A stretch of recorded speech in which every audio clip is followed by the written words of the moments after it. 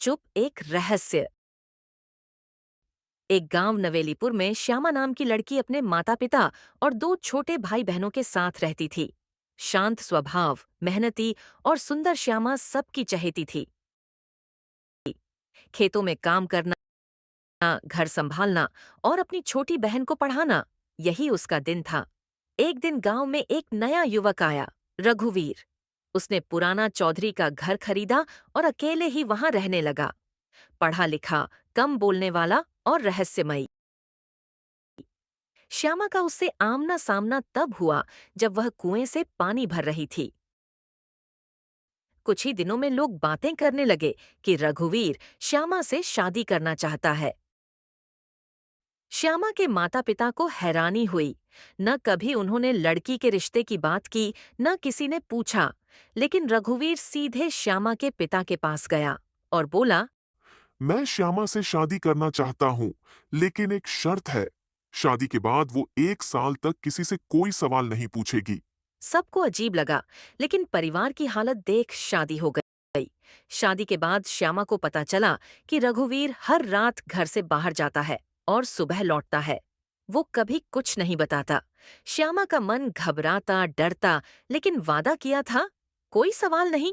शादी को 1 साल पूरा होते ही श्यामा ने रघुवीर से पूछा, अब बताओ, हर रात कहाँ जाते थे? रघुवीर कुछ पल चुप रहा, फिर बोला, मैं सरकारी जासूस हूँ, लेकिन एक बात और है जो अब तक तुम नहीं जानती।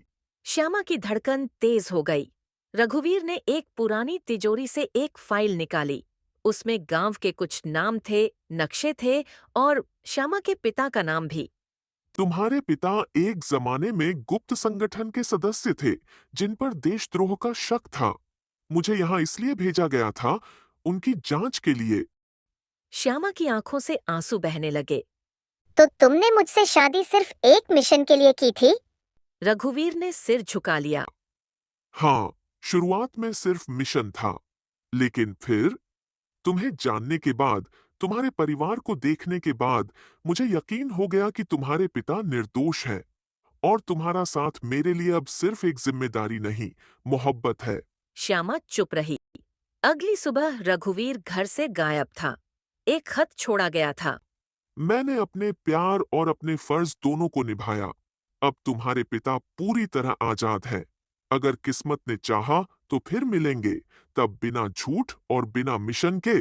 श्यामा आज भी रघुवीर की वापसी का इंतजार करती है, पर अब वो सिर्फ एक किसान की पत्नी नहीं, एक बहादुर औरत है जिसने प्यार और सच्चाई दोनों का सामना किया।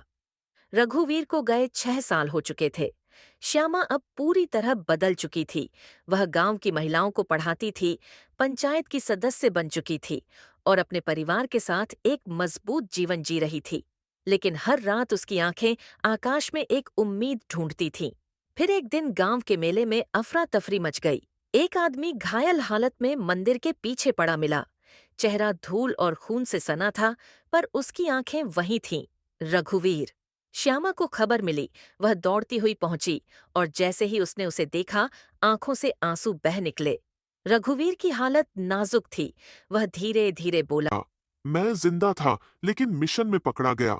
अपने देश का नाम नहीं लिया, बस एक नाम हमेशा याद रखा, तुम्हारा। श्यामा ने उसका हाथ पकड़ा और कहा, अब तुम अकेले नहीं हो।